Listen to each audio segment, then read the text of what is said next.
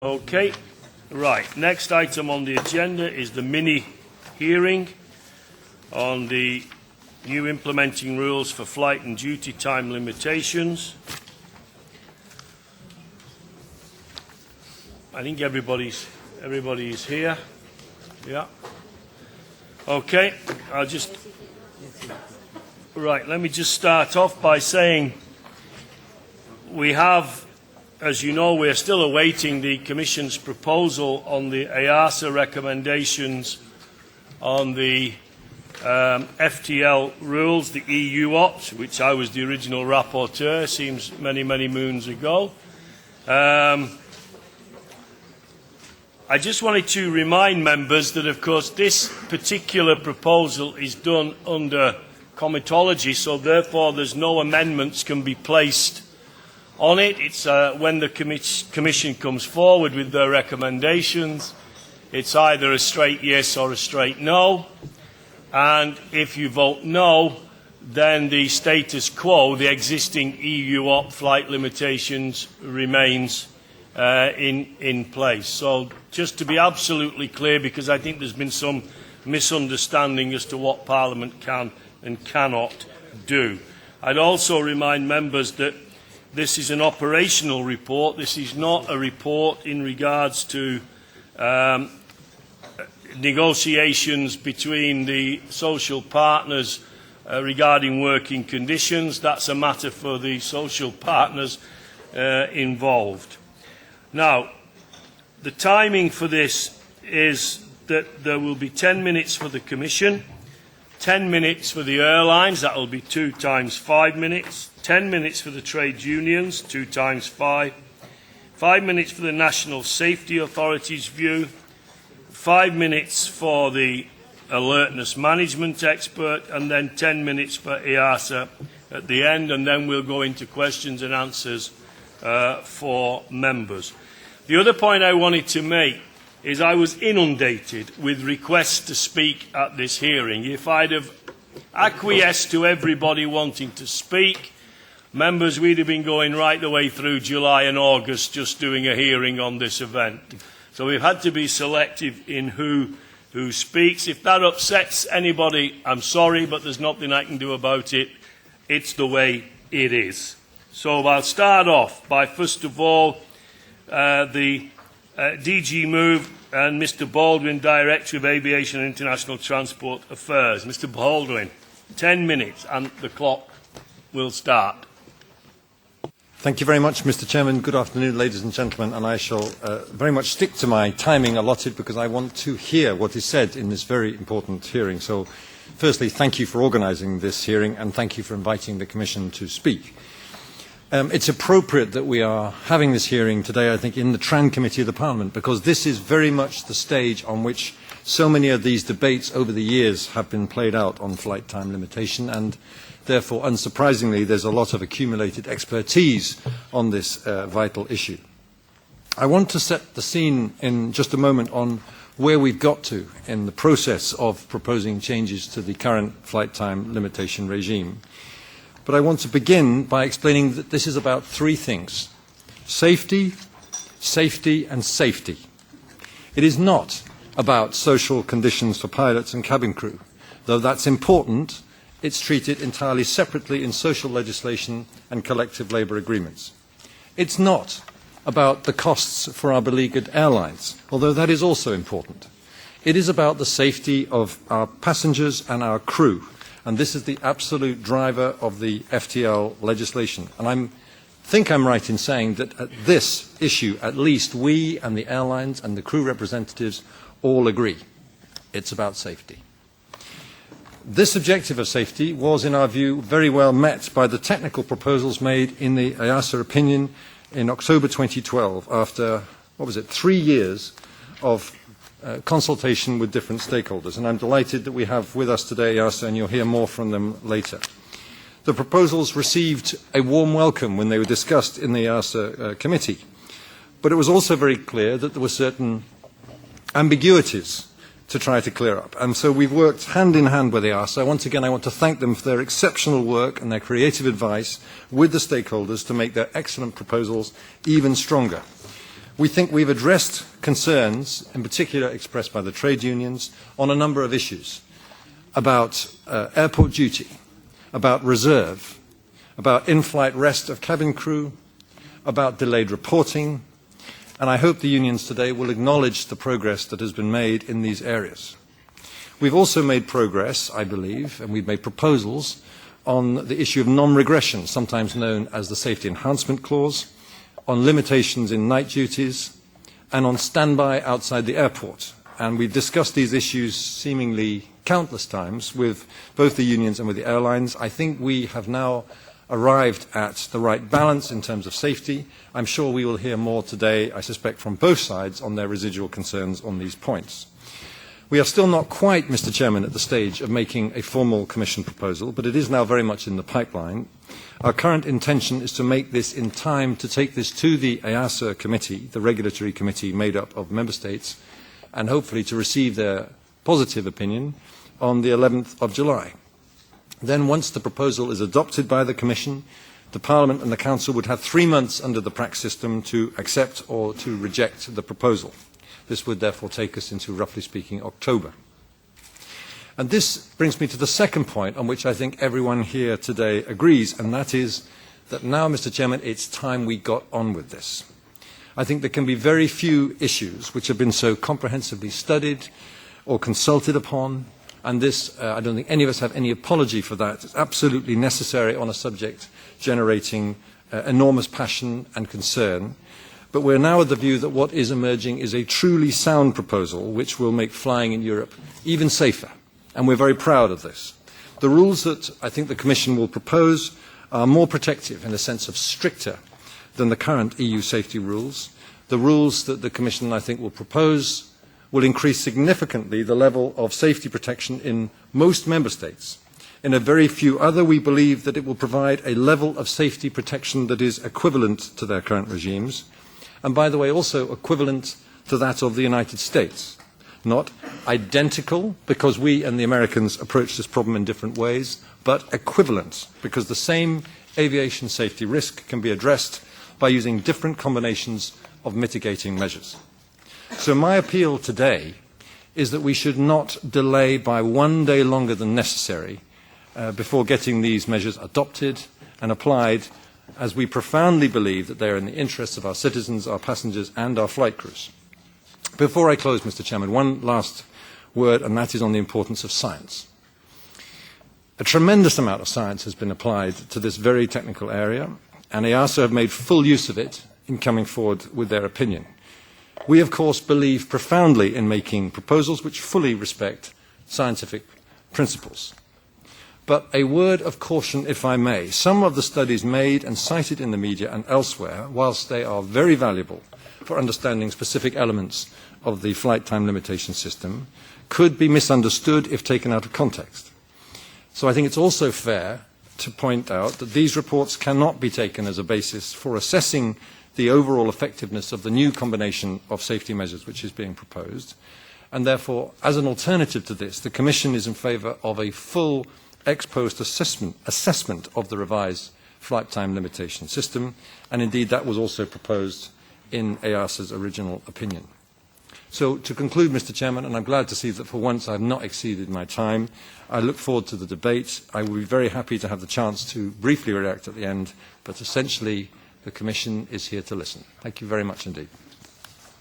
Thank you, Mr. Baldwin. Before I move on to the airline's view, can I just welcome to the Chamber a group of visitors invited by Mr. Kramer, the Green Group from Berlin and Brandenburg. You're more than welcome to be in on this debate that we're having today. But welcome. Hope you enjoy your visit here to Brussels. Next, it's the airline's view, and I'm starting off with Mr. Vincent de Vroey, who is the General Manager, Technical and Operations for the Association of European Airlines. Mr. de Vroey, 5 minutes, please. Yes, thank you, Mr. Chairman. First of all, I would like to thank you for inviting AEA to present its views at this important committee. Ensuring that pilots and cabin crew are free from fatigue is very important for flight safety. Airlines will never compromise on safety. There is a saying in aviation, if you think safety is expensive, try having an accident. EASA has therefore always supported the need for flight time limitation rules to be based on what is required to ensure safety. In this context, it's also very important to note that there is a shared responsibility of the airlines and of the crew. Airlines need to follow strict rules and safe crew scheduling practices, whereas individual crew members have an obligation to use their rest requirements properly and to ensure that they are free from fatigue when reporting for the next duty. I believe that the EASA flight time limitation proposal is the result of a lengthy rulemaking procedure involving all the actors, national safety regulators, airlines and trade unions. The EASA opinion is based on a thorough review of nearly 50 different scientific studies, as well as various national rules and operational practices and safety data. Based on this proposal, Europe will continue to have among the strictest FTL rules in the world, even stricter than the EU Ops Subpart Q, as well as national rules in place today in many European countries such as Germany, France, Spain, Austria, Finland, Belgium, Netherlands, Ireland and many others. And I have to stress those previous rules were also safe. The EASA FTL proposal is also equivalent to the current UK national rules, and therefore it's also good because stakeholders have always said that the UK is a benchmark on this issue. You will later on hear the views of the UK Civil Aviation Authority, which has also publicly welcomed this proposal because it is a package of measures. Finally, the EASA proposal is also stricter than the US FAA rules. Unfortunately, some stakeholders, from whom you will hear later today, have decided to emotionalize this debate based on spreading misleading and false information about the EASA proposals. They have decided to cherry-pick from individual parameters from different regulatory regimes or working conditions, and in some cases, they are also quoting science or pseudoscience out of context, not relevant for safety. The AEA deeply regrets this attitude. FTL schemes are a very complex issue, considering many parameters which should always be seen as a package. Safety is not served by simplifying a very complex issue based on the creation of an atmosphere of fear. In this context, it's also important to stress that EASA is a safety regulator. Its role is therefore to set limits which ensure safety, but not to regulate social affairs or working conditions. This is, by the way, also why the European Parliament Transport Committee is in charge of this legislation and not the European Parliament's Employment Committee. Working conditions of pilots and cabin crew are negotiated between individual companies and their trade unions in line with the European Working Time Directive and safety limits. The EASA proposal will not alter this, but all the airline working conditions, of course, will need to comply with the stricter EASA limits compared to the existing national rules and EUOPS Subpart Q. EA believes the proposal is very balanced. The EASA proposal is even not without a cost for some airlines, including the major airlines, but EA believes there should not be a reason to put into question the very thorough review done by EASA. For example, limits for night flights have been reduced from 11 hours 45 minutes under today's legislation to 11 hours, which means a single sector flight of more than 9-hour flight time will need a third pilot. Some stakeholders claim this is not enough and they want to reduce this to 10 hours. EA strongly disagrees with those views, which have not been substantiated based on safety needs and the work done by EASA. Rules for crew standby is another typical example where some stakeholders have spread incorrect information based on the misconception that crew cannot sleep during the time they are on standby. This is factually incorrect. It's incorrect to assume that based on the EASA proposal, a pilot would need to land an aircraft after 22 hours without sleep. This is a purely theoretical scenario, which is simply not possible because it assumes that when a crew is on standby at his home, he would not be able to sleep. And that is not true. When you're on standby at home, you're paid to be contactable, but you can perfectly sleep. It's not a different scenario than a normal off-duty before conducting a late evening flight. So I would like to conclude, Mr. Chairman, that the EASA FTL rules will create a common set of safe FTL rules for the common European aviation markets. They will therefore also benefit all the European passengers, since all the European airlines will need to follow the same rules.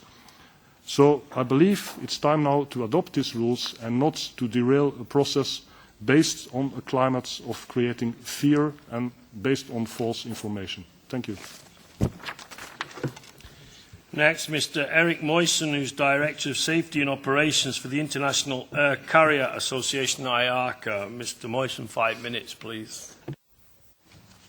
Mr. Chairman, members of the Committee Transport and Tourism, thank you for hearing IACA on the new European FTL rules. I'm addressing you not only as Director of Safety and Operations at IACA, but also as the Chairman of the EASA Safety Standards Consultative Committee advising EASA on the rulemaking program and tasks. IACA carriers providing air transport for primarily the tourism sector are indeed a true stakeholder of your respectable Committee, Transport and Tourism. Precisely this privileged position is the reason why IACA carriers are the most severely impacted by the new harmonized FTL rules. Since the majority of the European consumers take their holidays in the summer season, the production peaks in summer are twice as high as in winter. While our carriers try to spread flight duties evenly across the year, it's extremely challenging to meet existing and newly proposed limits on a monthly basis in a sustainable way. To cope with summer peaks, IACA carriers need to make several rotations per aircraft per day and hence have no option but to start early, as demonstrated by the red line compared to the blue line, which are all European flights. IACA transport European consumers to wherever they want to spend their holidays. Therefore, IACA carriers fly to lots of different destinations. Most leisure destinations are only served once or twice a week by full economy narrow-body single-aisle aircraft. The use of wide-body aircraft by combining several narrow-body flights from different points of origin would mean more flights for positioning. This would create several inconveniences not only for passengers but also for crews, without mentioning the economical impact for the operator. IACA carriers can only transport European consumers to their holidays at the price they can afford. The business model used by most legacy carriers based on economy and business class fares is not appropriate for the leisure sector. The ticket price to many irregularly served tourism destinations can only be made affordable with a high load factor, if not 100%. Therefore, IACA make extensive use of narrow-body aircraft on these routes. Despite the excellent safety record of decades of operational experience, the proposed European FTL rules will prohibit the continued in-flight rest on economy seats, mainly due to the lack of scientific evidence in favour. IACA welcomes the fact that the requirements for in-flight rest facilities are included in the certification specifications and not in the implementing rule itself. This enables future development of the needed scientific evidence. 60% of all IACA flights at night are longer than 10 hours and could no longer be operated if ultimately an additional limit of maximum 10 hours flight duty period at night would be included in the new FTL rules. Note that these flights are operated by narrow-body aircraft and cannot be augmented by any operator due to the lack of in-flight rest facilities. On an individual basis, some IACA carriers will be dramatically impacted, some up to 100% of their flights. To conclude, flights that IACA carriers can no longer operate for whatever additional limit can not be taken over by any other operator for the reasons explained. These flights will be lost for everybody. But it is not only about us. We ask this Committee, Transport and Tourism, to seriously consider the impact of the proposed FTL rules may have on the leisure industry in regions such as the Greek islands, the Canary Islands, Cyprus, if those regions can no longer be served. IACA acknowledges that the proposed EASA safety rules are the result of intensive debates in the rulemaking group, 2 public consultations and numerous meetings with various stakeholders and national aviation authorities. As chairman of the EASA SSCC, I can only support the end result of the EASA rulemaking process. Although my carriers would like to have more time to install adequate in-flight rest facilities, IACA fully supports the EASA proposal as delivered to the European Commission. For the credibility of the European Aviation Safety Agency, IACA would expect that the final safety rules to be almost identical to EASA's opinion. We trust, Mr. Chairman, that this Committee, Transport and Tourism, will carefully assess the scientific soundness and economical impact, not only on aviation, but also on the leisure industry of any additionally proposed amendment before making a well-informed decision. Thank you for your attention. Thank you, Mr. Moisin. Now, for the trade unions, first of all, it's Mrs. Elisabetta Chicca from the ETF. Mrs. Chicca, 5 minutes, please.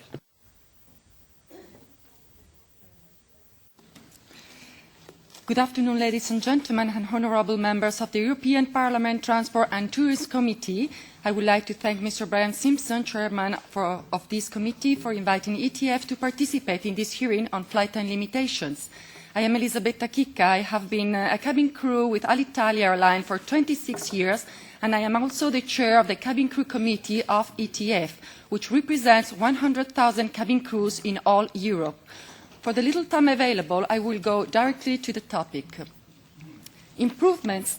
This first slide shows improvements ETF believes the Commission must incorporate into the final regulation as promised. We await official confirmation by the Commission that these improvements will be incorporated. All these items lead to a better safety of the plane. I will read them. Reserve, airport standby, in-flight rest for cabin crews, disrupted schedules, airport duty, delay reporting time, flight duty period sectors reduction, night flights, fatigue risk management, working time directive, health and safety directive, no-regression safety and social clause, scientific review. For European cabin crew and pilots, these improvements are of vital importance. If these improvements are not incorporated, ETF believes this will create fatigue and compromise safety. One of ETF's main concerns is standby. Here we demonstrate the current proposal from the Commission. With this proposed regulation, crew will be on standby other than airport standby for up to 16 hours and then call for a flight duty for the maximum permissible consecutive hours. This means they could land after being awake and alert for 22 hours. Is this safe? To maximize productivity, operators want to benefit from the maximum possible available flight duty period associated with a longer possible standby period. This is only for economic reasons and does not consider safety or scientific evidence. In the Commission proposal, there is no cap applied. Science limits it to 16 hours, and the USA also have a limit of 16 hours. In addition, between 2300 and 700, standby doesn't count towards reduction of flight duty period. All of this creates fatigue for the crews. There is a tendency today for European operators to use resources and training on the commercial aspects of the flight rather than on fatigue risk management and fatigue. The problems arising with the flight time limitation scheme is that unscrupulous operators are more likely to exploit crew rostering to the limit of what is legal. There's a certain amount of time a human being can be awake and remain meaningfully alert. The human body expects to be awake for 16 hours in 24 hours and asleep for 8 hours. Research proves that judgment is seriously impaired after 18 hours of wakefulness. A cap of 16 hours for airport standby and flight duty period was adopted. The same cap principle must be adopted for standby other than airport standby. ETF believes that the Commission proposal is not based on scientific evidence, not safe, not simple to understand, and not operational. Due to this weakness, there will be health and social consequences for air crew, which will ultimately contribute to fatigue and impact on safety. A key issue with standby is the unpredictability and the associated difficulties that cabin crew and pilots have to plan appropriate sleep. Science has proven that sleep taken on standby is shorter and of poorer quality than normal sleep. As a cabin crew member with long and valuable experience, I can confirm that fatigue will impair judgment and have a detrimental effects on both sleep quality and health. Researchers also found that standby duty negatively impact mental health with an increase of anxiety and depression. Our profession is both mentally and physically demanding, and we need to always be alert and ready for any possible scenario. Passengers do not realize that cabin crew are the emergency services when flying, fire, police, and ambulance. ETF requests that a cap of 18 hours is introduced as a maximum. A NAP provision, as informally suggested by the Commission, is unacceptable because it is not scientific-based and impossible to manage. 6 hours of free buffer, which means free duty time, gives flexibility to operators. How much flexibility needs to be added to a regulation at the expense of safety? A regular night's sleep must be respected if air crew have to be awake and alert. For this reason, it is imperative that the Commission improves the current proposed rules. It is essential that the Commission fulfil its promise and that members of the European Parliament ensure the Commission fully integrate the best regulatory practices, scientific and medical recommendations to ensure a high level of safety. It is vital to enshrine a safety and social clause in binding article which will allow Member States to maintain and introduce more protective safety and social standards at national level. We also want to emphasise the fact that this regulation will have detrimental social consequences that have not been evaluated. This is a unique opportunity to base this regulation on scientific evidence and best regulatory practice. MEPs can object if the Commission proposal is not science-based. Thank you. Thank you. Next is John Horne, who is the ECA Executive Board Member of the European Cockpit Association. Mr. Horne, 5 minutes, please. Thank you, Mr. Chairman, members of the European Parliament. Hello, my name is John Horne. I'm a pilot with a major UK airline with many years' experience flying both short and long-haul operations on Airbus A320 series and Boeing 747 aircraft. I'm here on behalf of the pilots who fly you from, to and within Europe. I'd like to thank you for letting us explain our approach and our safety concerns with the current set of proposals from the perspective of experienced operational pilots. And here it is, a picture well worth keeping in mind in these discussions when people will often talk about abstract numbers and concepts and deal in technicalities. At the limit of whatever these rules eventually allow, this, up here, is what will actually be happening in the real world. 2 pilots landing an aeroplane, often in bad weather or with technical defects. Keep that at the forefront of your minds. So why are we here? Simply because we need your help as the democratic representatives of the EU. Pilots have always strived to be constructive in pursuit of harmonised safety rules set at a high standard of best practice. However, this proposal is not that required high standard. This proposal ignores significant parts of the established body of scientific evidence, and crucially, it ignores the very clear binding legal instruction from this Parliament to create these rules using that science. We would hope that is not acceptable to you. And if these rules breach overwhelming scientific advice, how can anyone consider them safe? Yet the fact is this: unless the European Parliament steps in now to provide clear political direction and leadership, the default will be sleepwalking along the path of least resistance and commercial expedience. To expand on that sidelining of science, EASA has repeatedly dismissed, set aside or reinterpreted the scientific advice it has commissioned when it does not give the desired answer. Its first wide-reaching report was set aside, and the 3 subsequent reports, set up to be independent from each other, have had significant sections ignored. Now the European Transport Safety Council has felt moved to investigate as well, and with the input of perhaps the 6 most influential fatigue scientists in Europe, has concluded the proposal is wrong in so many ways too. Time and again, scientists consistently state the proposal should protect from multiple duties that disrupt sleep, such as very early starts, but they don't. The proposal should protect from the full effect of multiple flights in the same day, but they don't. The proposal should provide for the extension of duties with in-flight rest according to clear established scientific evidence, not convenient round numbers as these proposals do. And finally, the proposal should limit night flights to 10 hours when the proposals allow up to 12 and a half throughout the night. This is not an abstract point. A quick reminder here of what those numbers actually mean for the pilots on your flight out there in the real world. So what exactly does the scientific advice say about flying through the night? Here's a quote from that ETSC report and Europe's fatigue scientists. Several scientific reports commissioned by EASA over the past years concluded that FDPs for minimum crew should not exceed 10 hours overnight. It is simple. 10 hours overnight is the absolute limit of safe operation. This has been demonstrated across many industries, not just aviation. This limit doesn't stop flights, it just adds relief crew to go for more than 10 hours. It is not an operational obstruction. EASA has been informed of this limit by every single study it has ordered, but continues to ignore it. Why? It is clearly not going to be addressed until the Parliament steps in and requires its mandate be followed. ETF have already spoken to you about the problem of standby in the proposal, the time that crew spend on call, so I will be brief. In short, the proposals are very complex and difficult to use. Critically, they require pilots and crew to land an aircraft after a working day of up to 22 hours.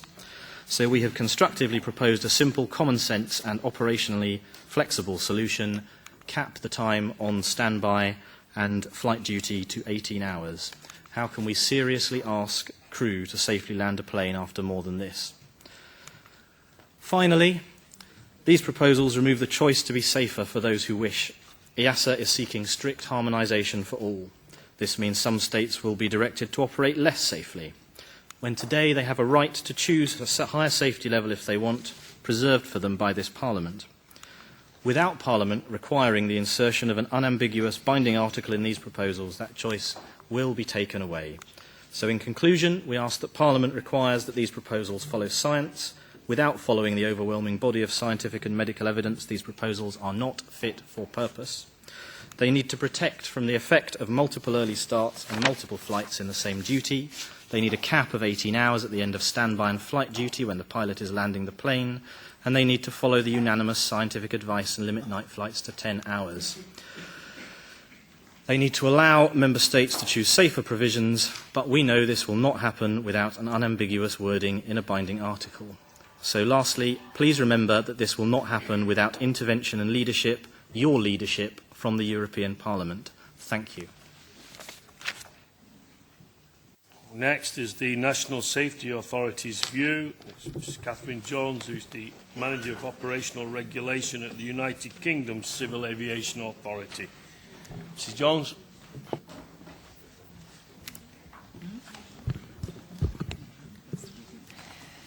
Thank you for inviting me here today to outline the UK CAA's view on the EASA's opinion on flight time limitations. As there has not yet been a formal proposal put forward by the Commission, I will only comment on the comments of the opinion published last October. As the UK's specialist aviation regulator, safety is at the core of the CAA's work, and we take our responsibilities as an independent regulator very seriously. Overall, we believe the proposed package of measures maintains the UK's safety standards and will improve them across Europe. The CAA was a very active member of the EASA rulemaking group. This position still enabled the CAA to review the proposals at the various stages as an independent organisation and robustly comment as necessary. The risk-based approach taken by EASA in developing the proposals was supported by the CAA. The rulemaking group involved representatives from all the major stakeholders, gathering scientific information and contracting in scientific opinion. The CAA has made numerous recommendations during the rulemaking process and has been encouraged that the EASA opinion and draft decision material reflects significant changes on the original proposals in line with our comments. It's important to recognise that fatigue is influenced by a combination of factors. Prescriptive regulations on their own cannot address all the fatigue-related risks. Daily limits are important, but in the operational context, in terms of type and combination of workload, has a significant influence on how fatigue could accumulate. The overall effectiveness of any FTL scheme depends on how the package of measures combines to manage fatigue. Currently, the existing CAA requirements do not include any binding obligations on operators to undertake active fatigue management. The opinion and the draft decision material will establish outcome-based rules. They will also create a significant number of new regulatory tools for oversight. The operator must be able to demonstrate that it understands its own fatigue-related risks in the context of its operation. It must be able to demonstrate how it manages these risks, either through the operator's specific responsibilities and their safety management system, or under fatigue risk management. This will enable the CAA to move to performance-based oversight that focuses on the outcome of the regulations in the operational context. This is where we see the most significant potential for safety improvement. The CAA is committed to actively working with our UK stakeholders and with EASA to implement the regulations. The CAA is very encouraged to see that it is proposed in the cover regulation that the agency should be required to conduct a review of the effectiveness of the proposals based on operational data gathering. The CAA will be holding the agency to this commitment. Understanding the application of the regulation in the operational context is an important and necessary step in the continuous improvement process required under the European Aviation Safety Plan. In summary, the CAA, as an independent safety regulator, has reviewed all the elements of the opinion and draft decision material as a package of measures. The CAA is committed to implementing the regulations and places significant emphasis on the operators to demonstrate how they meet their responsibilities. These proposals are part of a continuous improvement process, and we are committed to continue to be an active partner with EASA to improve safety outcomes for European aviation. Thank you.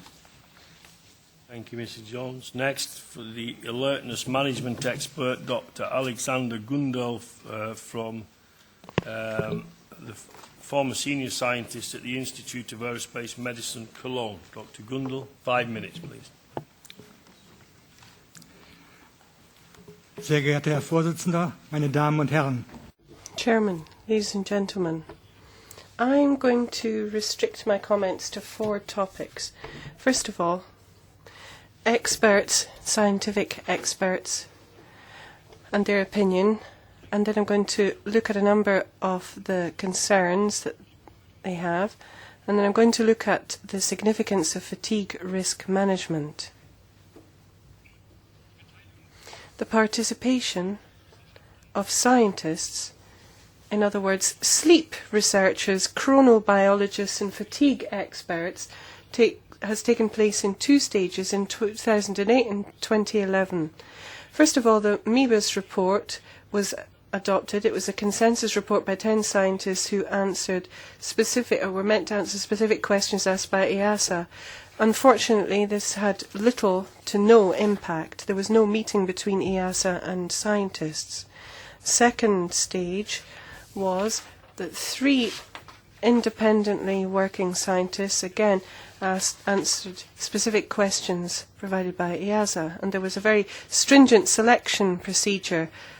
Provisional reports were discussed during a 2-day meeting with the advisory group, and the EASA final assessment was conducted, but no further contacts were made with the scientists. EASA refrained from asking for follow-up from the scientific sources.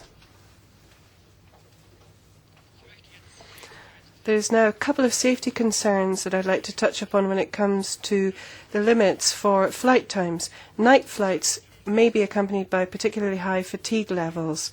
So, working between 5 in the afternoon and 5 a.m. and then adding to that, well, compare that with the 11 hours provided for in the EASA opinion, and the German Aerospace Centre in the 1990s and the NASA referendum from 1995 discuss this issue. So, honourable members, if you are in favour of these the proposals that have been put forward, you'll be voting against the opinion of scientific experts. The next concern that I'd like to touch upon is about a particularly complicated issue.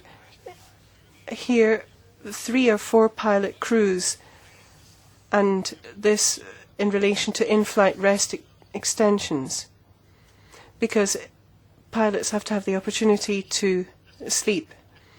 And then making use of crew bunks is the best option. 25% of the rest period that they have allocated to them is spent in these crew bunks, and in fact this led to an increase in service time, flight time, duty time by 3 hours. So it became 11 plus 3 hours for overnight duty and up to 13 plus 3 at other times of day. The opinion provides for 16 hours independently of the time of day, and there's no scientific backing for that. Generous extensions when sleep periods are allowed for in the absence of a bunk often means that there are difficulties in getting crew bunks fitted. And then fatigue risk management as part of the existing safety management system. This is the next issue. There is a general consensus that fatigue risk management leads to greater safety, although the opinion says that it's mandatory to have fatigue risk management training. It would seem that that's the best option, to have a mandatory fatigue risk management component. But this is at odds with the concept of safety management, which tries to take account of all risk factors that are relevant to pilot fatigue. Thank you. Thank you, Dr. Gundel. Now for the European Safety Authorities view, it's Jean-Marc Cluseau from the European Aviation Safety Agency from IACA. 10 minutes. Thank you, Mr. Chairman, members of the committee. I would like to start with some general considerations on aviation safety and in particular on aviation safety trends. The fatal accident rate in commercial air transport in Europe has been divided by 100 in the past 50 years, and this rate continues to decrease. The fatal accident rate in Europe for the past 2 years is 1/3 of the rate of the past decade. You know that the European Aviation Safety Agency has an instrumental role in the improvement of aviation safety.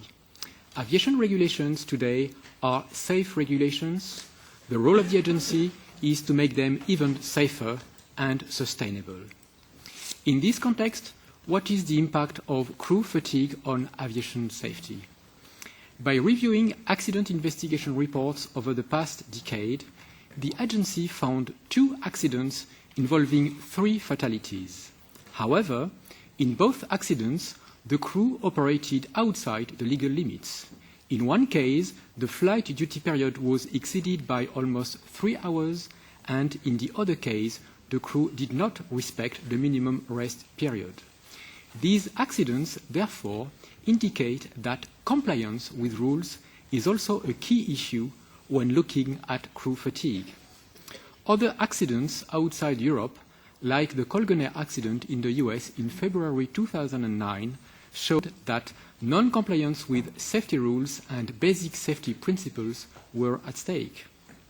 Today, FTL regulations are partly harmonized in the EU through the so-called Subpart Q regulation since 2008.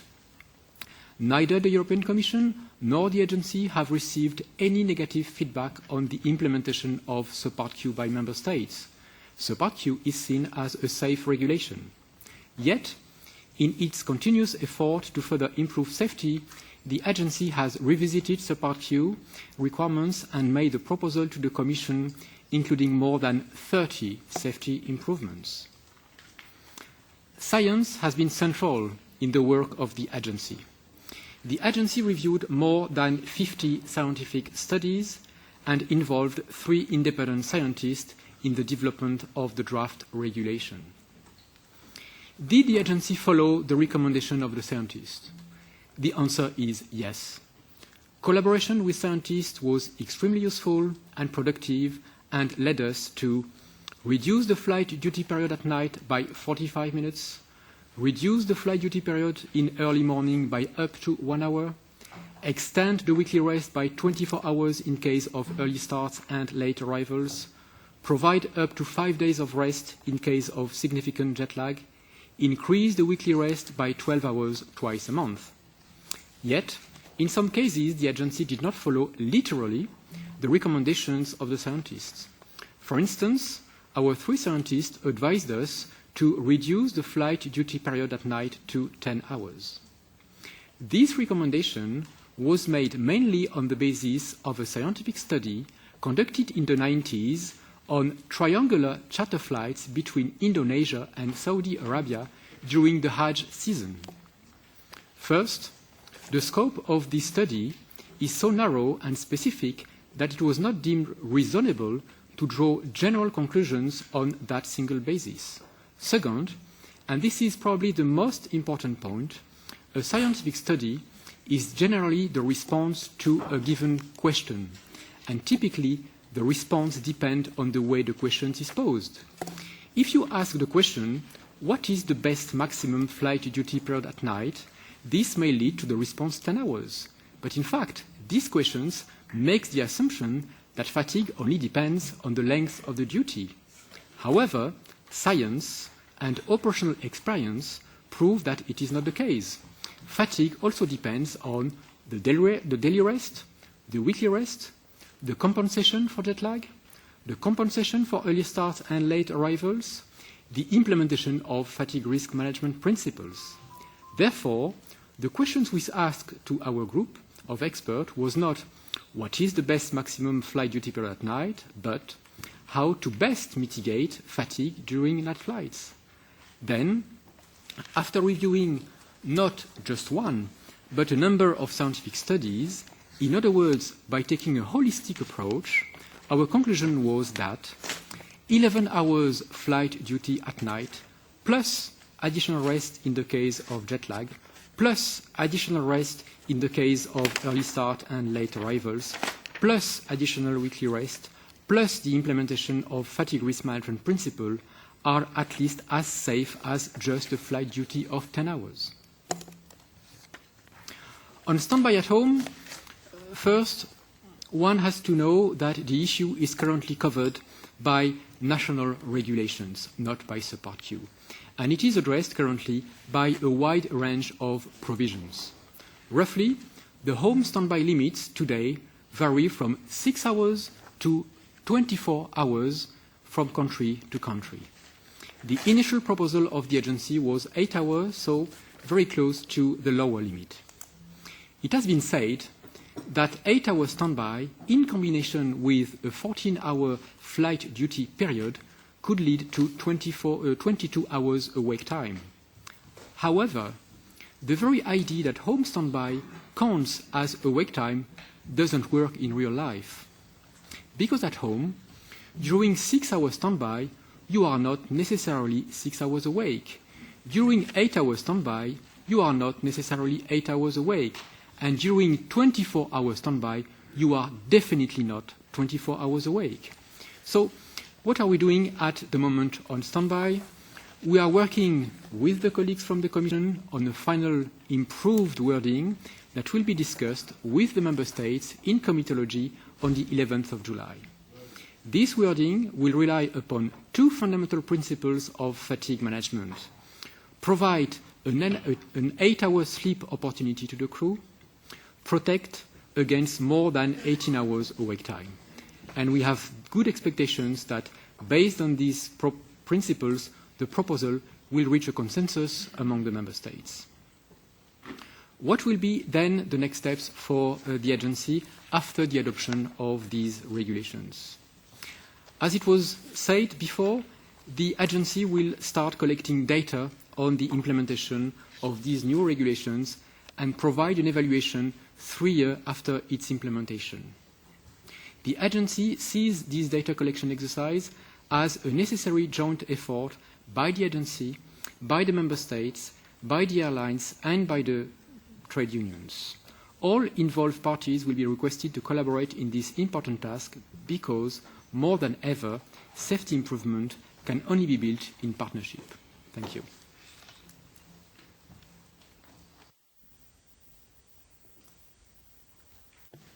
Thank you very much, Mr. Cluseau. I now go to the members. I have, at the moment, members Mr. Perker, Mr. Khadraoui, Mrs. Meissner, Mrs. Lichtenberger, Mrs. Foster, Mr. Back, Mrs. Vernon, Mr. Cramer, Mr. Grosch. Anybody else? Mr. Savama and Mr. Ujias. Anybody else? No, it's up to you whether you want to. I will never insist on you going on the list. I'm trying to keep time here. So, do you want to go on or not? No? Okay, well, that gives us 1, 2, 3, 4, 5, 6, 7, 8, 9, 11 members. So, it'll be 2 minutes each member. Can I stress to you, this is on my agenda, it's questions and answers. Questions being the operative word with members. Therefore, I start, Mr. Perker, with your 2 minutes, your questions, please. Danke, Herr Vorsitzender. Zuerst. Thank you. First of all, a comment, however. Up to now, flight times, I think, is something that I've been able to use to lean back, relax, and get 40 winks to prepare for what comes later. But listening to all of this, I don't know about whether future flight times can be used in that way. But joking aside, it was very interesting not just to listen, but to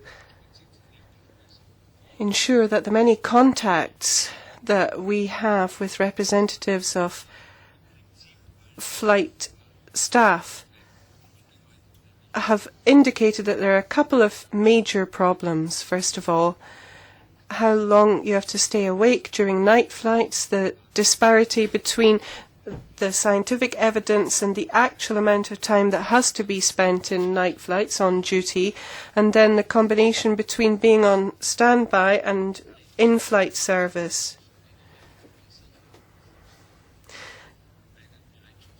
When I start off on standby in the afternoon and I don't have much time, if I'm a pilot, to rest, I have to fly the plane for 8 hours, and then if something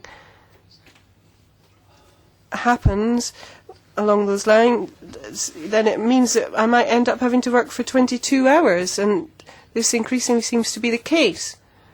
And here, yes, if we're talking about proper framework conditions, and then I'm supposed to land the plane in the meantime. So, my question to the Commission: how does the Commission arrive at proposals, given the fact that it's quite unequivocally clear that there's proof from all the studies that we have that 10 hours for night flights, and then with a standby duty, that would be 16 or maximum 18 hours. I mean, where's the proof that these limits should not be respected? Thank you. Members, questions. Mr. Khadraoui. Dank u wel, voorzitter. Thank you. It isn't the intention for us to adopt a stance today because there isn't a proposal on the table. That's going to be for a bit later on, a bit further down the line. But on the basis of the list of additions that Ms. Chicca mentioned and that has been promised by the Commission, it seems that a lot of work is being done, and the question is whether it's acceptable. So the first question to Mr. Baldwin, a tangible one, specific one. There's been a bit of confusion in the debate distinguishing between safety and social issues. Can you confirm that collective bargaining agreements are going to be put in place on top of these rules? And if that's the case, that would mean there would be further reaching proposals or provisions which would be maintained. Is that correct? That's my first question. Second question to Mr. Cluseau from EASA. You stressed that even if we were to agree on a new set of rules, there would be a phase of ongoing continuous analysis of these new rules, and after 3 years have elapsed, an evaluation. I wonder what shape or form that evaluation would assume. Would it be a report, for example, that the European Parliament could discuss and assess? What do you envisage? Because it would be good to continue our exchanges on a long-term basis. Ms. Jones, now, we were talking about the scientific nature of studies and proposals, but I would like to send you out as to your opinion about the maximum number of hours for night flights, 10 hours, 11 hours, or what is your stance on this? What would you propose? Thank you. Thank you. Mrs. Meissner, 2 minutes. Ja, vielen Dank, Herr Vorsitzender. Thank you, and thank you very much indeed. To the speakers, I came slightly late, unfortunately, but I did listen very closely to what was said. I've got 3 questions. First of all, Ms. Jones, did I grasp correctly that you said that at the moment it's not mandatory, it's not compulsory to plan in the daily limits? Do you think that there would be an improvement if that was taken account of? That it's not mandatory at the moment, so that here planning in the maximum that someone can work on a daily basis. Then Mr. Gundel, is it correct that, do you think that if we're talking about fatigue risk management, if that were to be included in flight planning on a mandatory basis, that would enhance safety? And then the third question is for Mr. Cluseau from EASA, and I'd like to know whether you really believe that, okay, it's good that we've seen a drop in the number of accidents, but are we talking about being able to neglect certain issues as a result? And secondly, just because a study is very specific in nature, why would it be deemed irrelevant? It doesn't really matter where the study was carried out. The point is that it does provide some information, and I would be curious to know what you think about that. Mrs. Lichtenberger, 2 minutes, Eva, please. Ja, danke. Thank you. I've got a number of questions, in particular to Mr. Cluseau and Mr. Gundel. The questions which were sent to the scientists is something that I'm interested. Are they supposed to have been too selective? Have they given rise to a distorted picture or a not particularly accurate picture? I'd like to have a little bit more information about this because it's extremely relevant. The second issue is the combination of standby and flight times, because this is the core problem, particularly if we're talking about night flights being involved. So this brings me on to my question. If there's a lot of evidence, scientific evidence, that speaks in favour of 10 hours, how do you arrive on the basis of one study at the 11-hour period? And the third point is for Mr. Baldwin of the Commission. Why is this clause about member states or contracts, or rather treaties, is it not? Why is it being dealt with in a recital? Because surely that would open the door to everything being pushed down to the lowest limit, which surely can't be what we want. Surely it should be better dealt with in the body of the main text rather than in a recital. And then there's another fairly important point. If we have scientific evidence, and we do from many areas, for example from the healthcare sector, that night shifts or working at night and standby in combination obviously has an entirely different set of dynamics to it than rhythmical working shifts over weeks or, let's say, over a period of a month. Why is this not being taken into account? I can't quite figure it out, because this is data which we have from all scientific studies. 2 minutes, please, Jackie. Thank you, and thank you to the colleagues who've come to join us today from the industry. It is, I'm afraid, observations sometimes, Chairman, and not just plain questions. But I find some of the comments disappointing. I mean, my understanding is 3 years have passed and the representatives from the industry have been sitting on a committee and are now come 3 years later and it's as though nobody was there. So I just then would then ask them what their negotiating skills are like and what exactly is going on to then come to us at this stage and say everything's wrong with a great huge shopping list. My understanding, though, generally is that there's a couple of issues that are in question.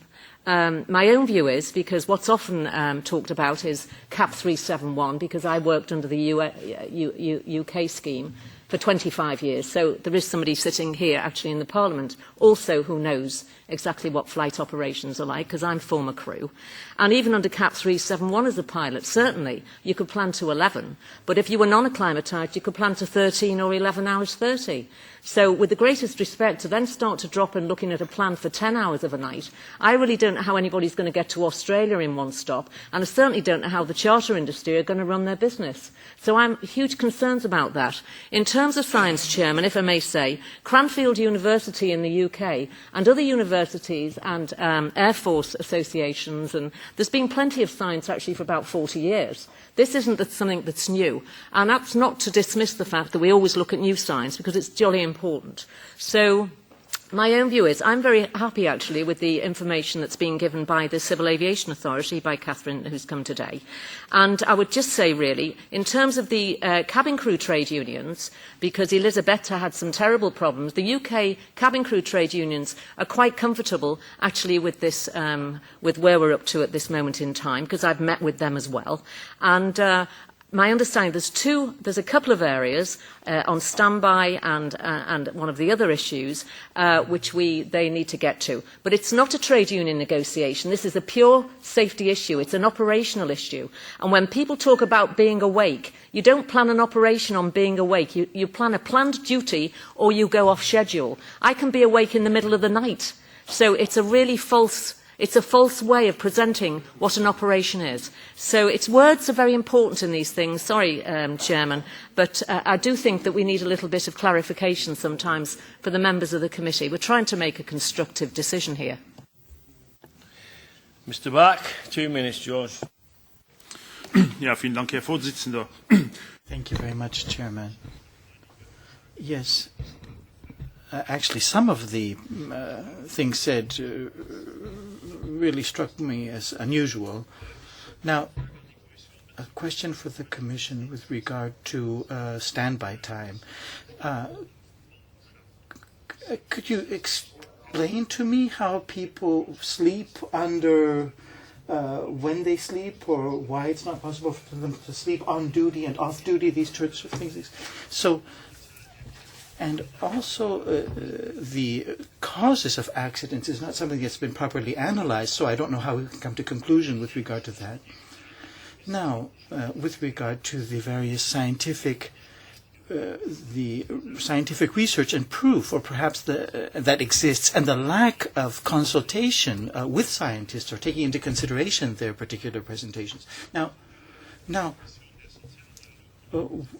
why is the social dialogue always praised by the Commission, but in reality, why are the various issues which are truly of an important labour concern, true labour concerns, not addressed? Thank you, Chair.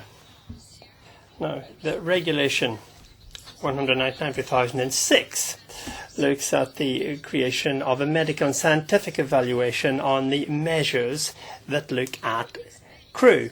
Now, an expert turns up here today and supported by others and talked about the Mobius report, an independent report which has not been followed up by EASA. Now, can we as MEPs here today finally have some information about this specific study that took place? We want to have an absolutely full report and any other necessary reports in order to have a proper understanding and able to think properly about the rules that are going to reconcile health needs, safety needs, and of course, and it's absolutely essential, the social criteria which would allow us to balance out all these different major issues which impact on all European citizens, whether they're professionals or indeed passengers. Thank you. Mr. Kramer, 2 minutes. Michael, please. Also ich glaube, dass die I think that once again we've seen exactly what the Court of Auditors has shown, that we're really not in a position to represent the lobby from this particular side. Every other pilot has stated that they're on the verge of falling asleep during flight. So these are issues that haven't been taken into consideration. So with regard to the off-duty time, the duty time, the standby time, these particular issues haven't been properly addressed, and they haven't been seen as labor time. So once again, whether it's 15, 16, 20, 24 hours, these particular issues on really the consequences that exist for pilots haven't been taken into consideration. Of course, it's a money issue. Why?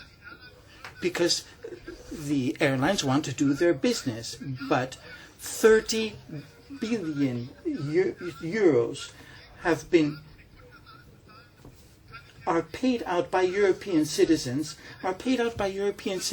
and the money is there, but the question of security, that is neglected altogether. You said safety, safety, safety was the issue here, but it isn't that. That has nothing to do with anything whatsoever, what you said. Now, with regard to the cabin crew, the poisoned camera crew, you say nothing about that issue whatsoever. Different ministers have expressed themselves, the transport minister, the environment minister, but nobody has said anything in the Commission about this particular issue. So, once again, it can't really continue as such, and you can be certain that we here in the Parliament will go for supporting, for defending the security of flight and the security of flight personnel and passengers as well. I didn't want to stop you in full floor, but technically you are supposed to address the chair, not the rest of the audience. And can I also at this point welcome a delegation of managers working in the French National Road Transport, FNTR. They're here at the invitation of Mr. Riquet, Vice President Riquet. You're very welcome to be with us and hope you enjoy your stay in the committee this afternoon. Next is Mr. Grosch for 2 minutes. Through the chair, Matthew. Ja, vielen Dank, Herr Vorsitzender. Thank you very much, Chairman.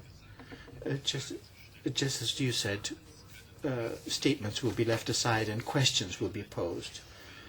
But there's only a comment in general for the experts.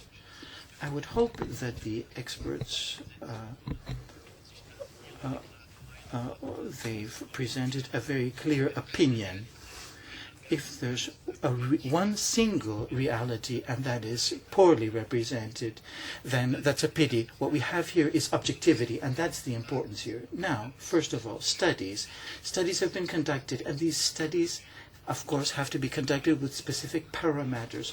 Quantitative parameters, qualitative parameters, time-related parameters. So here we put this all together and we come to certain conclusions. Now, do these studies have the same parameters and criteria?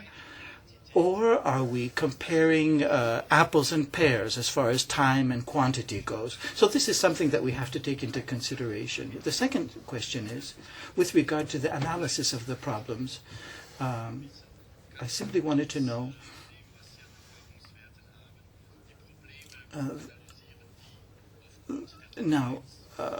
is the problem being analyzed from the labor point of view?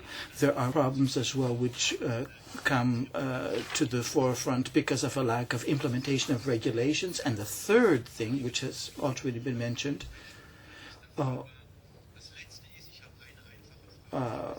what further problems exist and how ought those be analyzed with regard to duty and standby. Now, fatigue, how important is it?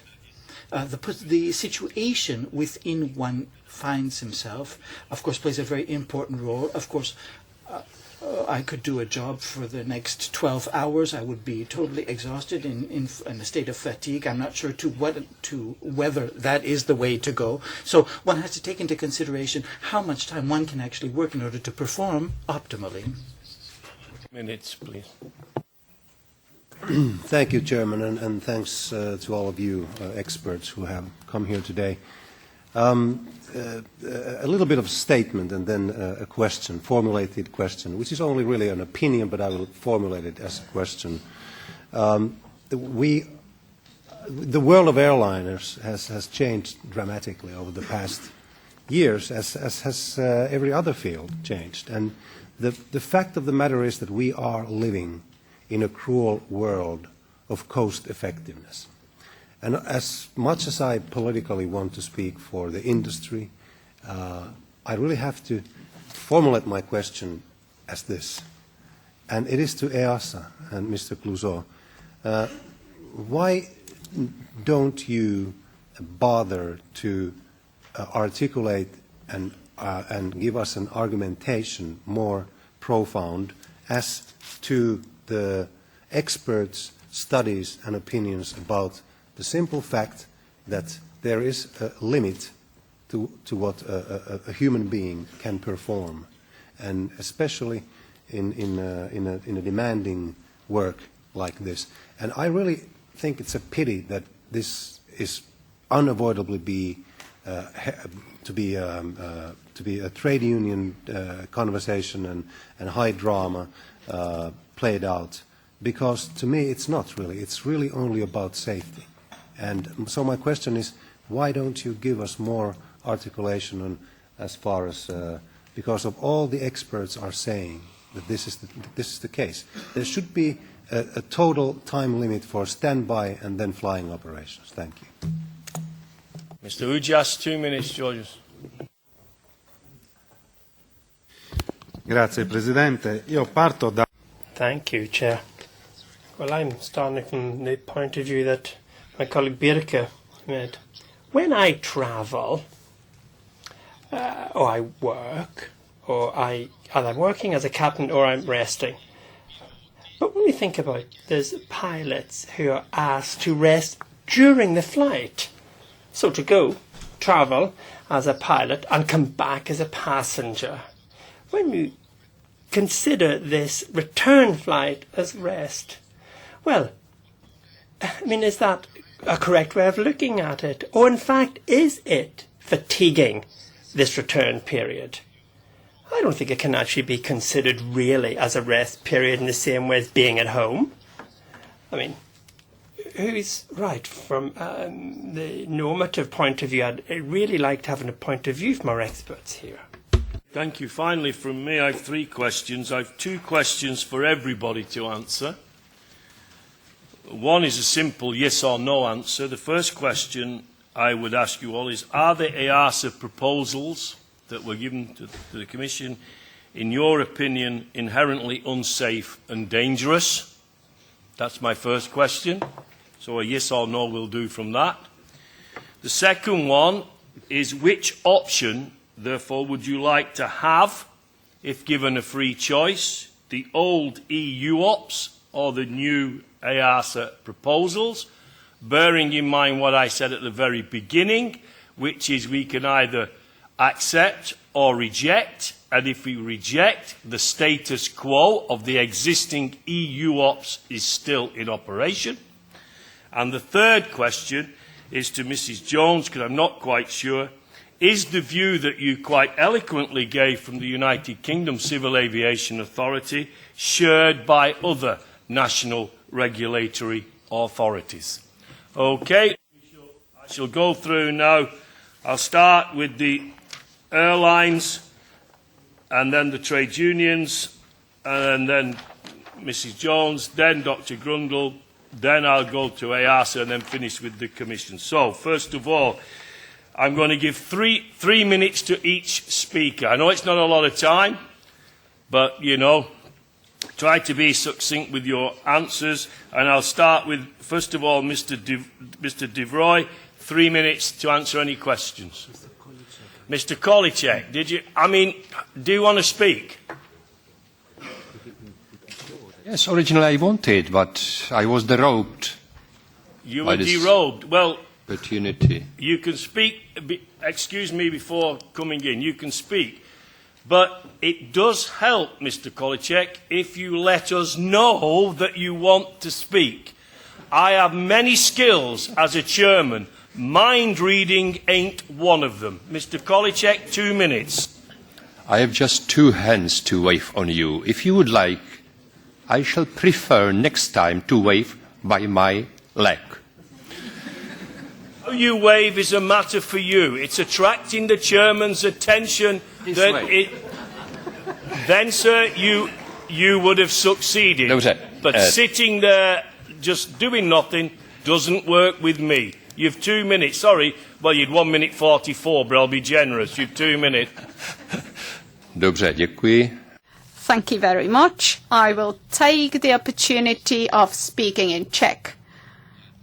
I'm not a pilot, however, the issue of standby time being calculated within the working time, that's an issue which is common across many professions and industries. I have 2 questions. How did you assess what night time represents? I've flown several times and you fly across time zones. That means that within 24 hours you might fly during daylight and during the darkness of the night. And second question, have you got a table which would compare the requirements of different national civil aviation federations, setting the working time within a day, within a week, 10 days and 30 days, that is a month and a quarter, because I'm aware that these rules differ from country to country. And as I've discussed and researched these issues in the past, discussed them with psychologists, nobody was actually able to say what is the safe period to operate in road industry. There's been an effort to introduce cameras to follow eye movement of the driver in order to establish the moment when the driver, or say the pilot in the cockpit, is already tired. Have you had similar studies? Thank you. Vroey, 3 minutes. Yes, thank you, Mr. Chairman. First to the first question, is EASA's proposal unsafe? Or answer is the EASA proposal is very safe. It's stricter than today's rules, which were equally safe. And based on the fact that the airline industry is very safe today as well in Europe, this will certainly not reduce safety. So, first question, EASA is certainly safe. Second question, would we prefer the old rules or the EASA rules? Well, certainly in the spirit of European harmonization and creating one set of rules for the common aviation market for the European passengers, we would certainly prefer the EASA rules, although we, of course, pure financially, pure operationally, from a safety point of view, can also live with the existing rules, but we don't think it would be good for European harmonization. So the passengers in Europe really need one set of rules, because what we also have to bear in mind, airlines are not anymore national airlines, they're becoming increasingly European airlines or even international airlines. So we need a common set of rules. That's my viewpoint. Thank you. Thank you, Mr. Moisin. Thank you, Mr. Chairman. On the first question, is the EASA proposal unsafe?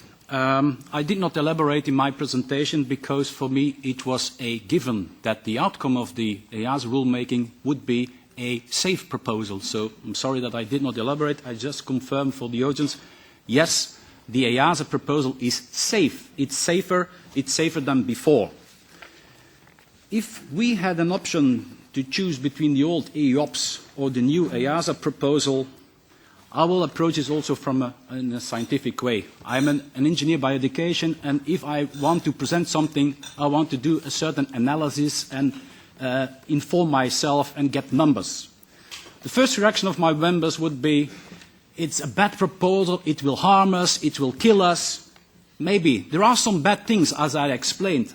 But because the EASA proposal is the result of 3 years working with all stakeholders, also my neighbors to the left, they were in all these 3 years. Therefore, yes, we say yes to the EASA proposal. It's the end result of all stakeholders considering everything, including safety studies. And I wish I could answer the third question, but I'm not Mrs. Jones, so I cannot respond to that. Can I just say the questions don't just have to answer my questions. There's others. Mrs. Chicca from the ETF.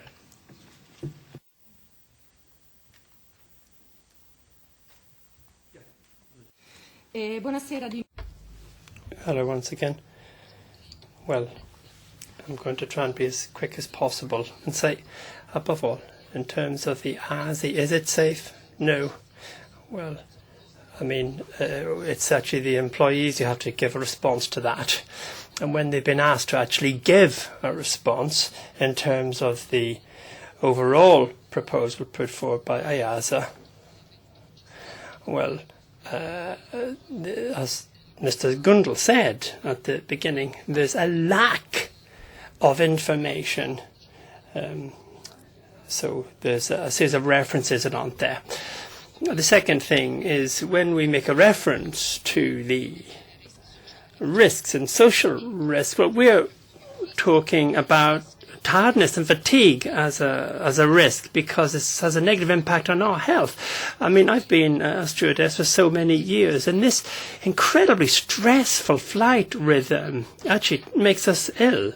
And in fact, an awful lot of the low-cost companies actually kind of use plane personnel as kind of throwaways. You know, they use them up, they use their skills up, and people actually can't do it. They can't stick with it. They can't manage it. So they end up being dismissed eventually. And in fact, very often what happens is they can be dismissed, for example, and they actually lose their certificate to fly as a result of that. And the important thing is health is the key issue. And that's our main demand, our requirement here. You can't take the part of us in terms of actually identifying what the impact on our health is. Safety is incredibly important, but opening a safety exit, for example, when passengers are terrorized, you have to be psychologically ready to do that. I mean, for me, it's a straightforward thing. I've been doing it for 26 years. I've also been working, of course, on long-haul flights, so I know what I'm talking about. I'm just going clear in my mind. You are saying that the EASA proposals is inherently unsafe and dangerous. Are you saying that? No, forse non è stata fatta una buona traduzione, non ho detto. No, that's not what I'm saying exactly. I mean, well... You answered the question you were asked. Sì. Okay, so...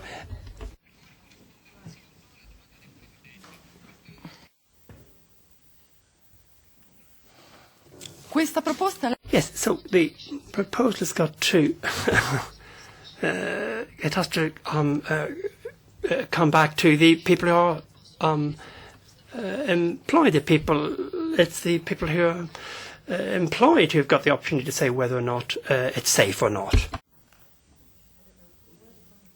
Well, it doesn't answer my question. Mr. Horne. Thank you very much. I'll answer your questions very briefly at the end. The first point I'd like to make is that we have staked our position as pilots to the advice given by science from the beginning of this process. It has been tried many times before to conduct negotiations between airlines and employees. That hasn't worked, and so we had hoped that by saying it doesn't matter what they say, whatever a fatigue expert says is safe, we will accept, would remove that element of negotiation and these problems. And unfortunately, despite saying that, the science has not been followed. I would say, apply to EASA that fatigue experts are the people who should be interpreting whether a particular study is valid or not administrative staff without scientific qualifications. That's why you get scientific experts in. They know how to weight a study and where else you can apply it. I'd also very briefly like to explain the standby issue. Several speakers have said that standby means that you can spend your time asleep as a pilot at home. The problem, of course, is that a standby period is an on-call period. You must expect to be called at the very beginning of that period. And in fact, in practice, probably 50% of the calls you get are at the beginning of that period. So you must be rested fully for a duty at the beginning of the period. Therefore, 8 hours later, You have not been spending that time asleep. You finished your night's sleep if you were able to control it that well at the beginning of the standby period. That is why standby plus FDP is time awake. So to the questions from Brian, are the EASA proposals safe? Well, they go beyond what scientists say is the limit of human performance with respect to fatigue. So no, they are not safe. Which option would we prefer if given the choice between the current system or the new EASA proposals? That highlights a very important issue for us, which is that several people say this is a safety improvement. There are 30 improvements, I believe the Commission say, compared to EU-OP subpart Q. The problem is that subpart Q is not the regulation across Europe. The regulation across Europe is a patchwork of national limits and in some countries and some companies collective labour agreements that cover FTLs. And compared to that patchwork, these EASA proposals are worse. Now, they can be made better, so there's no need for them to remain unsafe. There is an opportunity to fix them for the Commission to make proposals that address the concerns that we have highlighted and perhaps more to the point that scientists have highlighted. And if that were to be done, then these EASA proposals would be acceptable. But without making those changes, and I think Parliament's ability to say no is a very powerful lever here, they are not better as they stand than the present system. Thank you. Thank you, Mr. Horne. Mr. Jones.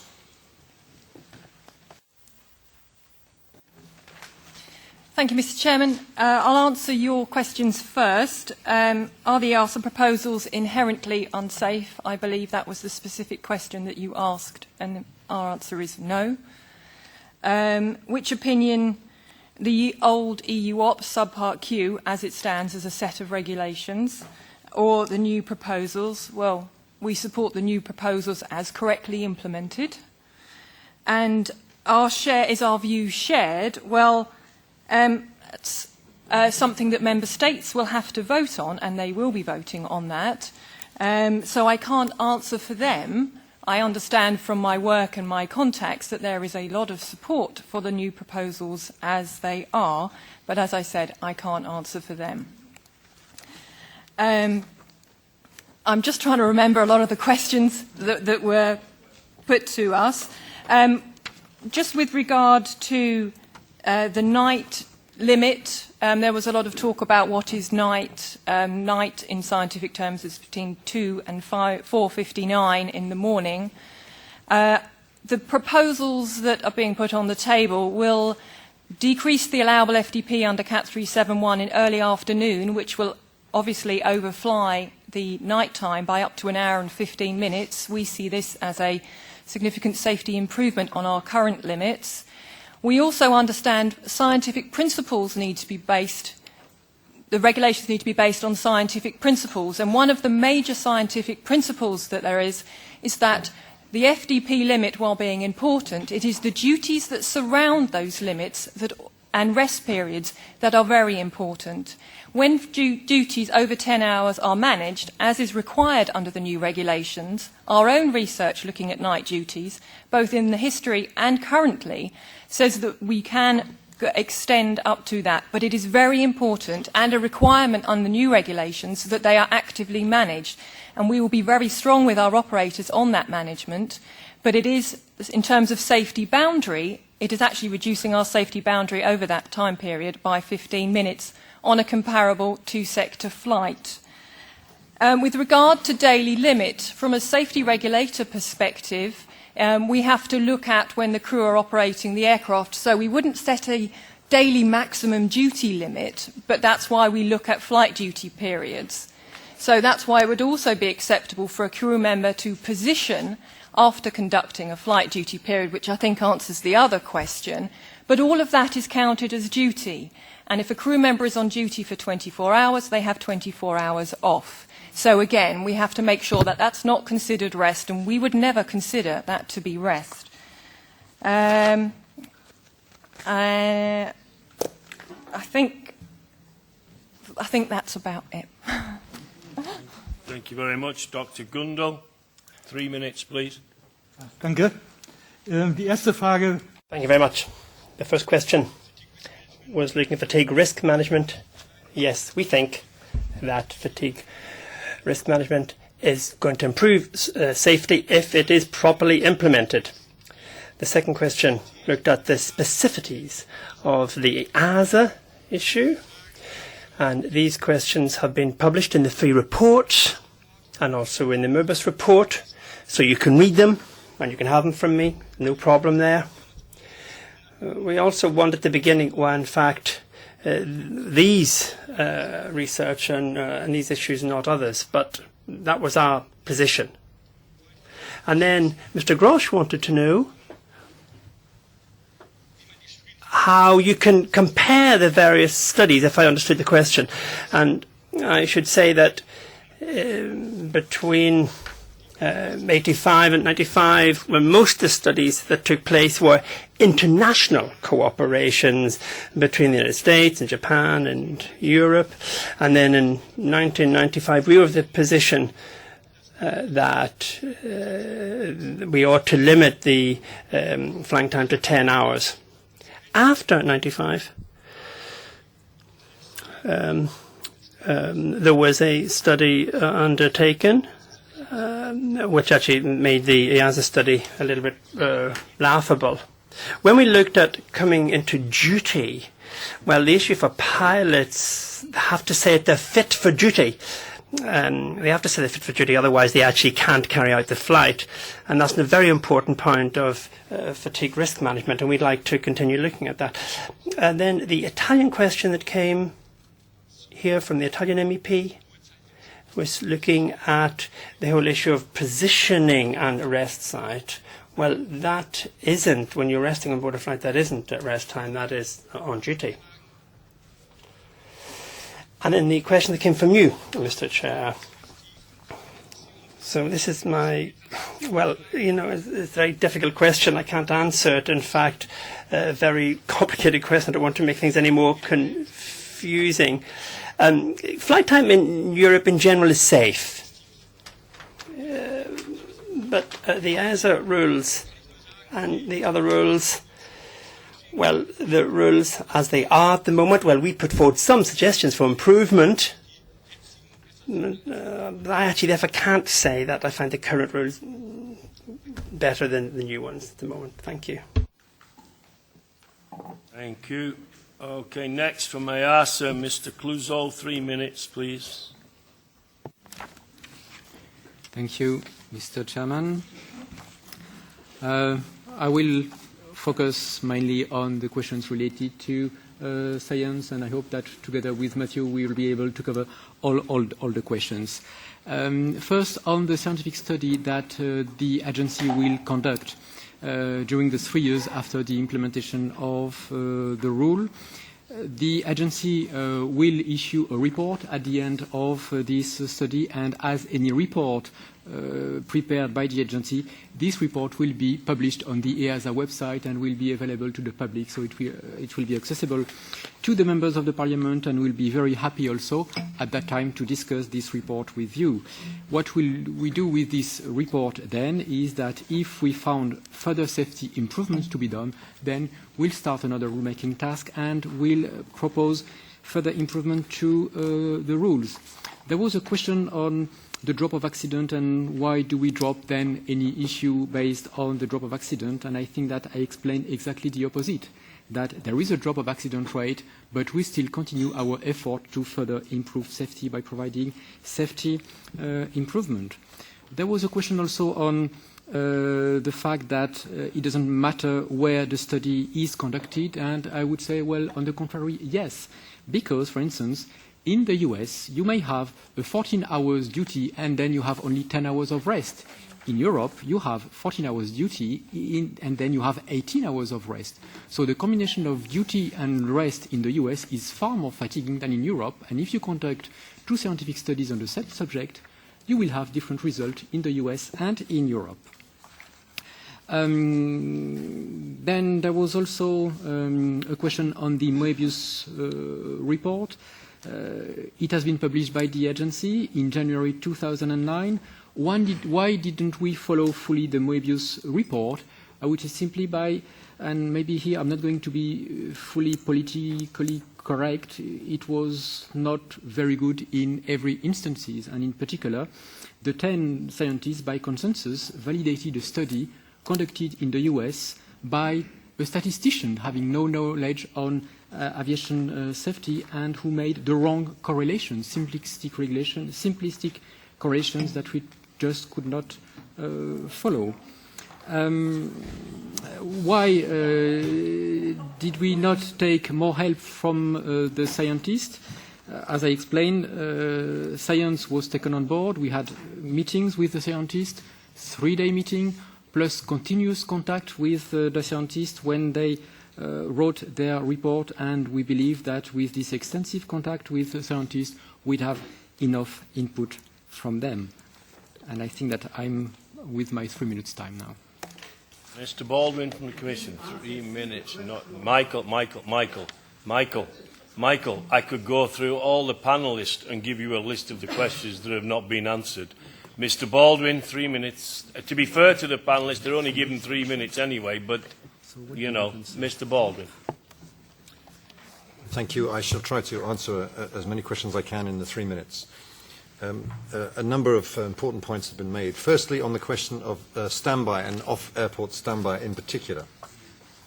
The question, to try to put all the points together, is does the EASA opinion and will the Commission proposals allow unsafe practices such as a pilot flying an aircraft after being awake for 20 hours, 22 hours, 24 hours, 26 hours? The answer to that question is no, Mr. Chairman, for 2 main reasons. Firstly, because I'm trying to answer the questions. I'm sorry if I'm not doing the right thing. Firstly, because the EASA proposal places unconditional obligations on member states and airlines and aircrew members to ensure realistic and safe rosters by applying fatigue management principles. We've heard a bit about that from the other panellists. These obligations prevail over the maximum limits and must be respected in all circumstances. When the FTL system is constructed on this idea that there are limits in law, in addition, we have to remember that operators' flight schemes must be approved by the national authorities that check overall safety. These obligations also imply that a crew member should use the sleep opportunities during the standby period because he or she knows the timing of the possible flights they are facing. Secondly, because crew members are also not required to perform duties if they feel they're suffering from excessive fatigue.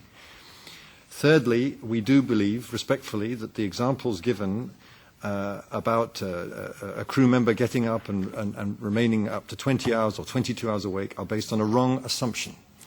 A responsible crew member really would remain in bed if he or she is not called by the airline, given that the rule requires a reasonable response time, allowing the crew member to arrive from their place of rest to the airport. This should not allow more than 18 hours awake, which is reasonable, in our view, according to the scientific studies. Second issue that's been raised relates to night flights, and very strong debate on this point, which I recognise and respect. Let's remember, and I think you made the point, Mr. Chairman, current EU rules allow up to 11 hours and 45 minutes of flight duties during the night. The EASA proposals will be more protective on this using 4 mitigating measures. Firstly, by reducing the flight duty limit to 11 hours. Second, by asking operators to apply fatigue risk management principles for night duties longer than 10 hours. Thirdly, by applying stricter limits than under the existing rules during the time windows. I haven't got time to explain that longer. And fourth, by requiring additional rules, additional rest, a weekly rest of 60 hours instead of 36 in case of disruptive schedules. Mr. Al-Khadraoui and others asked the question about the relationship between safety and social rules. As is the case today, under the current FTL rules, the revised rules will allow the application of more protective social legislation and collective agreements. There is no connection. There is no connection between the FTL system and what has been negotiated in collective labour agreements. The relationship between safety and social rules must be based on the principle that the most protective rule applies, and in accordance with this, the new FTL rules state that the provisions of the new regulation are without prejudice to nationally more protective social legislation and collective labour agreements. Mrs. Lichtenberger and others asked about whether member states will be allowed to apply more protective rules under the EASA opinion. I'm sorry, I'm slightly over my time. I want to answer the questions if I can. Yes, according to the regulation, harmonised aviation safety regulations replace national rules to allow a common level of protection, mutual recognition and a level playing field according to the best available science and experience. But national specific deviations may be notified to the Commission or EASA in accordance with the prescribed procedures. Why would you need to do so? Well, to address national particular conditions or particular operational practices, perhaps from the long night periods in the Scandinavian countries. We don't believe it's necessary to do this, to introduce a new provision clarifying that Member States may deviate via the existing provisions, because the current rules, in our view, are more than clear. Nonetheless, we're ready to introduce this in a recital. Final point, if I may, just to reply to Mr. Kramer's point about on cabin crew, that we've done nothing for cabin crew. Very simply, Mr. Kramer, the rules apply to both pilots and crew, exactly the same rules. Meanwhile, the US legislation, by the way, does not. And in the work we've done with the unions, and I'm sorry that at least one of the staff associations doesn't seem to recognize the work we've done with them, the in-flight, on the question of in-flight rest of cabin crew, EASA are going to propose an adjustment in the soft law to clear up an important ambiguity which was very troublesome to cabin crew, and I'm glad we've had that discussion and I'm glad we've addressed this. I'm sorry I haven't time to address more of the questions, and thank you for your time, Mr. Chairman. Thank you, Mr. Baldwin. Okay, just some concluding remarks from me and our comitology rapporteurs. Mr. Khadraoui is the only comitology rapporteur that's here. Do you want to say anything, Said? Very briefly, Brian, I don't need 15 minutes. I just want to say that, to me, it looked like a very fruitful discussion today. Obviously, not everybody agrees, but it helped us to understand what is at stake and what is the state of play. At some point, probably before summer, the Commission is going to formalize its proposal. And from what I hear, improvements on the top of EASA proposal are discussed currently by the stakeholders, and I believe that the way the Parliament addressed this issue in recent months helped to bring these stakeholders together, because clearly, Chairman, we would prefer to have something on the table that is more or less acceptable by everybody. I sincerely hope that stakeholders, when the proposal is there, will be able to respond clearly to your question, Chairman, which is, do you want this or do you prefer the other thing? Do you think this is safer?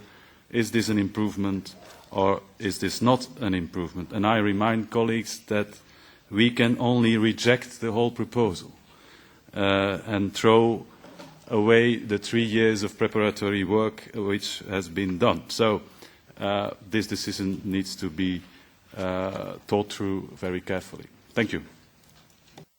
Thank you. For me, in concluding, I remind people I was the original rapporteur on the EU Ops Subpart Q and O.